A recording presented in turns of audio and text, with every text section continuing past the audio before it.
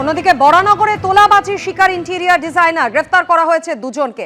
Interior ডিজাইনারকে মারধরের অভিযোগে গ্রেফতার করা হয়েছে দুই ব্যক্তিকে। ধৃত রাহুল যাদব এবং আয়ুষ কুন্ডুকে গ্রেফতার করেছে বরানগর থানার পুলিশ। আক্রান্ত বরানগরের ইন্টেরিয়ার ডিজাইনার সুদীপ্ত ঘোষ তাদের ডেকে নিয়ে গিয়ে মারধরের অভিযোগ ওঠে তৃণমূল নেতার বিরুদ্ধে। বরানগরের তৃণমূল নেতা শঙ্কর রাউতের বিরুদ্ধে ইন্টেরিয়ার ডিজাইনার তিনি অভিযোগ করেন, আর তারপরই দুজনকে গ্রেফতার করে পুলিশ।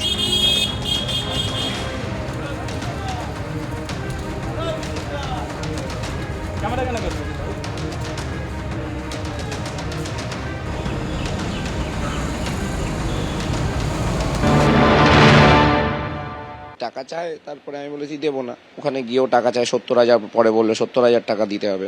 আমি 1 টাকাও দেবো না। ওই মারার অবস্থাতেও আমি উঠে দাঁড়িয়ে আমাকে বসতে দেওয়া হচ্ছে না। আমি তখন হুমড়ি খেয়ে গেছি। সেই অবস্থাতেও আমাকে যখন মারছে আমি উঠে দাঁড়িয়ে বলেছি আমি কোনো টাকা তো দেবোই না। আমার কাছে লিগ্যাল এভিডেন্স আছে যে বিদিশা চ্যাটার্জি এবং স্নেহাশিস চ্যাটার্জি এবং ওনাদের সন্দীপ চট্টোপাধ্যায় ওনারাও আমাকে নানাভাবে অনেকবার থ্রেট করেছে। তার ভয়েস রেকর্ডিং আমার কাছে আছে।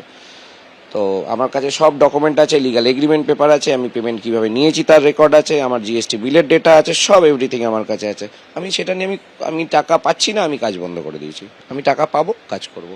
যে টাকা ফেরত দে, এক্ষুনি টাকা ওনাকে ফেরত দে। ওনাকে কেন টাকা ফেরত দিতে যাবো আমি?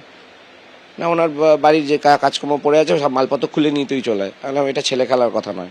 একটা ইন্টেরিয়ার প্রজেক্ট রেডি হয়ে গেছে, তারপর তুমি বলবো ওকে টাকা দিয়ে দাও, আমাকে এখানে টাকা দিয়ে দাও, আমি এসব করতে পারবো না।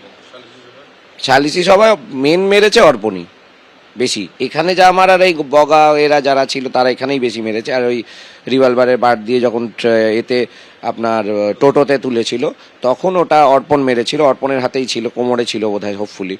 তো ওখান থেকে বার করেই আমাকে প্রথমে বললো জানে মেরে দেবো, চুপচাপ চয়। কারণ আমি খুব চিৎকার করছিলাম, আমাকে এরম করে নিয়ে যাওয়া হচ্ছে বলে আমি প্রতিবাদ জানাচ্ছিলাম, চিৎকারও করেছি। না, কেউ আসেনি। এই অঞ্চলে লোকজন ছুটে আসবে শঙ্কর রাউতের সঙ্গে বিরোধিতা করতে? সেই রাত্রিরে তো তারও আবার না ঠিকানা লেগে যাবে অন্য জায়গায়।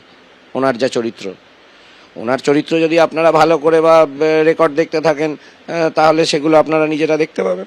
আমি তো সেটা, আমরা তো পাড়া প্রতিবেশী সবই তো জানি। ভোটের মুখে গ্রেফতার বেলেঘাটা তৃণমূল নেতা রাজু নস্কর। প্রমোটিং বিবাদে হুমকি মারধরের অভিযোগ ওঠে তার বিরুদ্ধে। বাড়ি থেকে তুলে নিয়ে গিয়ে মারধরের অভিযোগ, আর এরপর গ্রেফতার করা হয় রাজু নস্করকে। ইতিমধ্যে আদালতে পেশ করা হয়েছে তাকে। আরো বিস্তারিত জানাবেন প্রতিনিধি আবির দত্ত আমাদের সঙ্গে রয়েছেন। আবির, এই মুহূর্তের কি আপডেট? দেখো, রাজু নস্করকে আজকে শিয়ালদা আদালতে পেশ করা হয়েছে এবং যেটা জানা যাচ্ছে যে তার আইনজীবীর তরফ থেকে জামিন চেয়ে আবেদন করা হয় আদালতে। অন্যদিকে সরকারি আইনজীবী তিনি সেই জামিনের বিরোধিতা করেন এবং 14 দিনের পুলিশ হেফাজতের আবেদন তাদের তরফ থেকে করা হয়। এরপর যে সওয়াল জবাব চলে, সেই সওয়াল জবাব চলাকালীন আমরা দেখতে পাই যে যিনি তদন্তকারী আধিকারিক তিনি কেস ডায়েরি নিয়ে তিনি আদালত কক্ষেই উপস্থিত ছিলেন। কিন্তু আদালত সওয়াল জবাবের পর 19 তারিখ পর্যন্ত পুলিশ হেফাজতের নির্দেশ দিয়েছে রাজু নস্করকে। যে 27 নম্বর কেস 13 তারিখের অভিযোগ হয়েছে, সেই কেসের পরিপ্রেক্ষিতে তাকে যে গ্রেপ্তার করা হয়েছে, যেটা জানা যাচ্ছে যে গতকাল দুজনকে পেশ করা হয়েছিল, তাদেরও হেফাজতের নির্দেশ হয়েছিল এবং সেই ক্ষেত্রে সেই ব্যক্তিদেরও কিন্তু 19 তারিখে ডেট রয়েছে। অর্থাৎ রাজু নস্করকে পুলিশ গতকাল যে গ্রেপ্তার করেছে তার পুলিশ হেফাজতের নির্দেশ হলো পুলিশের তরফ থেকে তদন্তের স্বার্থে পুলিশ হেফাজতের প্রয়োজনীয়তা রয়েছে বলে আদালতে জানানো হয়েছে। অর্থাৎ সরকারি আইনজীবী সেটা জানিয়েছেন। উল্টো দিকে যিনি রাজু নস্করের তরফ থেকে আইনজীবী ছিলেন তিনি জামিনের আবেদন করলেও সেই জামিনের আবেদনে কিন্তু বিরোধিতা করে পাবলিক প্রসিকিউটর। এবং কিছুক্ষণ আগেই যেটা দেখা গেল যে বেলেঘাটা থানার পুলিশ এবং লালবাজারের অফিসাররাও সেখানে ছিলেন, তারা কিন্তু রাজু নস্করকে হেফাজতে পাওয়ার পরে এখান থেকে তারা নিয়ে যান। এবং কিছুক্ষণ আগে এই ছবিটাও ধরা পড়লো যে তার অনেক অনুগামীরা তারা এখানে রয়েছেন, তারা কিন্তু মানতে নারাজ যে রাজু নস্কর এই ঘটনার সঙ্গে জড়িত। তারা এর পেছনে চক্রান্ত দেখছেন, কেউ কেউ এর পেছনে রাজনৈতিক চক্রান্তও দেখছেন। কিন্তু যে অভিযোগ হয়েছিল গত 6 তারিখে, সেই অভিযোগকারী তিনি 13 তারিখে ফের অভিযোগ করেন, তার মা অভিযোগ করে এবং অভিযোগের পর গ্রেপ্তার করা হয় রাজু নস্করকে। যে রাজু নস্কর তিনি দাবি করেছিলেন যে এই ঘটনা যিনি অভিযোগ করছেন তার সঙ্গে তার পরিচয়ই নেই। এখন দেখার বিষয়ে জিজ্ঞাসাবাদের পর যে হামলার অভিযোগ উঠেছে, সেই হামলার অভিযোগে কারা কারা জড়িত বা কাদের কাদের নাম রয়েছে, পুলিশ তাদের প্রত্যেককে ধরতে পারে কিনা। একদমই আবির, তুমি আমাদের সঙ্গে থাকো। যে খবরের দিকে নজর রেখেছি আমরা, ভোটের মুখে গ্রেফতার বেলেঘাটা তৃণমূল নেতা রাজু নস্কর। প্রমোটিং বিবাদে হুমকি মারধরের অভিযোগ ওঠে তার বিরুদ্ধে। বাড়ি থেকে তুলে নিয়ে গিয়ে মারধরের অভিযোগ, রাজু নস্করের ঘনিষ্ঠদের বিরুদ্ধে হুমকি, মারধরের অভিযোগ পর্যন্ত করা হয়। ইতিমধ্যেই আদালতে পেশ করা হয়েছে রাজু নস্করকে। আবির দত্ত আমাদের প্রতিনিধি সরাসরি আমাদের সঙ্গে রয়েছেন। আবিরাজ, আদালতে সওয়াল জবাব কি হলো, শুনানির সময় ঠিক কি হলো, দুপক্ষের তরফ থেকে কি কি তথ্য প্রমাণ পেশ করা হয়েছিল আদালতে?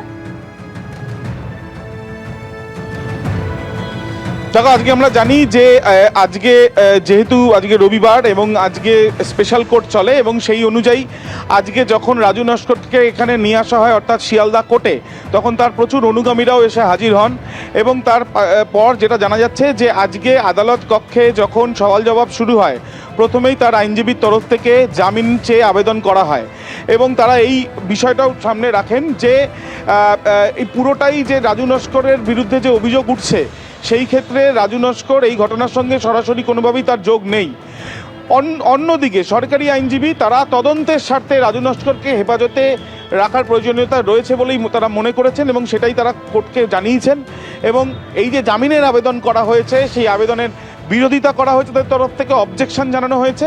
14 দিনের পুলিশ হেফাজতে চেয়ে আবেদন করা হয় পুলিশের তরফ থেকে, যিনি ছিলেন পাবলিক প্রসিকিউটর।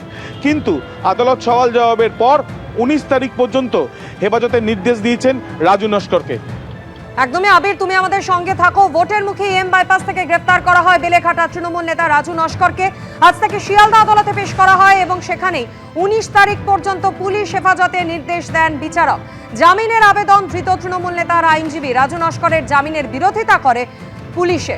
প্রমোটিং বিবাদে হুমকি, মারধরের অভিযোগ ওঠে এই রাজু নস্করের বিরুদ্ধে। এবিপি আনন্দ, এগিয়ে থাকে, এগিয়ে রাখে।